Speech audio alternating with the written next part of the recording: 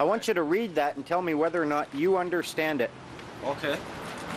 Every person who has failed to file or make a return as and when required by or under this act or a regulation, or who has failed to comply with subsection 116 brackets 3 comma 127 brackets 3.1 or 127 brackets 3.2 comma 147.1 comma or bracket 7 or 153 brackets 1 comma any of sections 230. See, already this shit is garbage.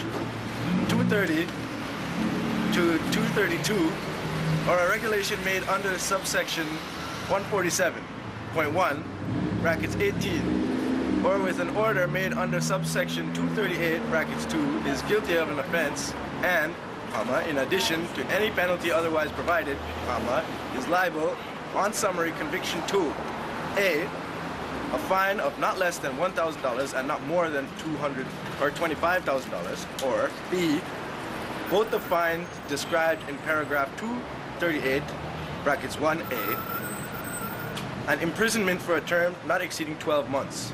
Let me ask you this now, Nicholas. Okay. Do you understand what you just read? Look how long this thing is. You see how long it take me to read this garbage? This here is garbage. Is that your law? Did I make this law? Yeah. Should I be expected to comply with this kind of thing? So do you understand it? No. Here, does this help? That's a diagram. Of what I'm looking at there? Yeah, hold that up to the camera. Good luck, boss. And how is this meant to be explaining anything? How anybody's supposed to realize what this is? Unless them have X amount of thousands of hours in law. Like, come on. What is this? So basically 238.1, is this right here within what you would call community standards?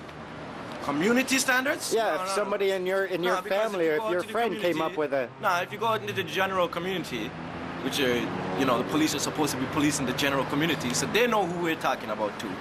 You go out into the general community, they don't understand this. Unless they sit down and like... Do you see right here where it says you can be thrown in jail? Yeah, no, I see that. Imprisonment. So if you don't understand this, do you think you should be thrown in jail for not understanding that? Of course not. Have you ever met anyone who would be able to understand this? Well, there's you, and... No, I don't understand it.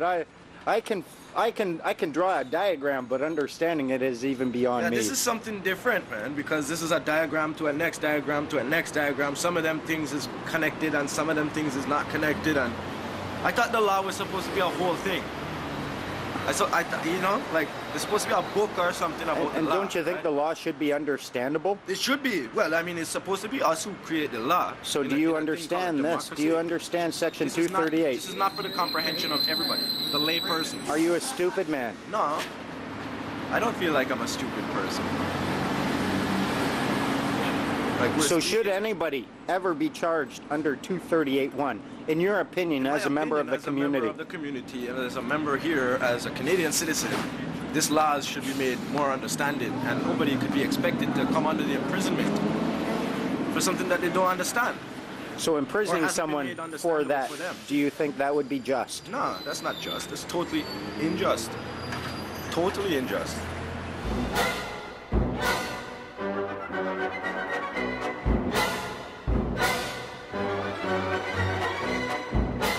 Mention that it seems like it's very difficult to understand these concepts.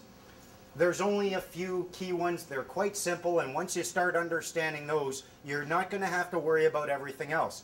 Imagine for a moment you have a map. You want to go from point A to point B. You only have to worry about what's between point A and point B. You don't have to worry about everything else. We're going to try to keep it very, very simple. And the one thing, remember, Canada, it's a nation founded upon the rule of law. The rule of law, folks, is what this entire game is all about. It applies to everyone equally. I don't care if you're king or pauper, merchant or creditor or debtor. The rule of law applies to everyone. It's a beautiful thing. When you start understanding it and using it against the government agents, they're going to be hooped. The rule of law is very simple. It says conflict is avoidable. It's unnecessary. It's undesirable. When it raises its head, we are going to deal with it, and we're going to use discussion, negotiation, and then, if necessary, adjudication in a court of competent jurisdiction. You have the power to offer discussion. If they come to you and they want to get you into court, they'll try to get you into the adjudication. They want you to slide right past the discussion and negotiation phase, because in court, the judge can assume and operate on the assumption that you have tried to discuss, you have tried to negotiate, and it failed. That's where his power comes from. We have brought courts down. Wind goes right out of their sails if you point out, Your Honor, there has been no discussion in this matter and I can't consent to adjudication. They lose all their power. If you do this, one thing we did mess up with, you should have all the charges removed right then. They aren't discussing in good faith if you're discussing under charges hanging over your head. They are not set up to engage in discussion. The lawyers don't want to discuss it. They want to fight. They make all their money in adjudication. You can take all their fight away from them just by saying, look, I just want to talk. Just got some questions. I just want to talk. Give them notice of that. They have no power. The court's competency of jurisdiction is a result or the attempt of discussion and the failure of it. They have no jurisdiction without that.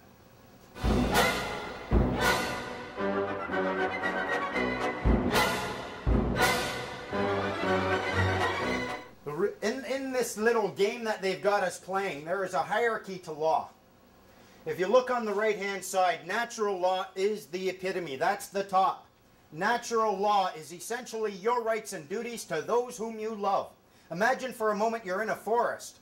You live there with your family. No one else is anywhere around. Your rights and duties to your family essentially boils down to the natural law. It's all about love. The natural law, what law is all about, it's all about fundamentally love. Below that, you will have commercial law.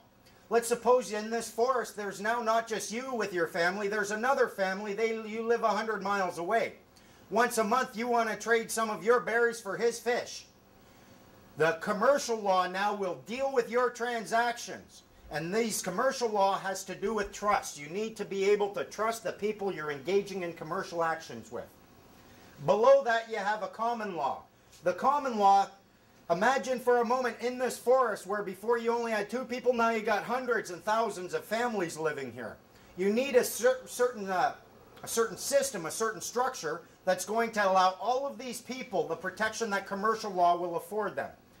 It boils down to compassion, and it boils down to the Magna Carta, which essentially said that the government within this structure are bound by their own rules. That's essentially what the common law is about. All of this side of the hierarchy of law, this all deals with your body as a human being. It has to do with your rights and your responsibilities and your duties as a human being in a common law jurisdiction. The other side of that is equity. This is all about law and truth. This side is all about equity and fiction. That line in the center represents the mirror I showed you over here. On the other side, you have statutes, you have regulations, bylaws, and orders. They don't act on your body at all. They only act upon your person. They only act in equity. And here's the thing. People who exist in equity and act in equity cannot exit equity. Grab something that's existing only in law, drag it into it, and then try affecting it. Equity is a bitch, as they say, and you can only enter into it voluntarily. No one can ever force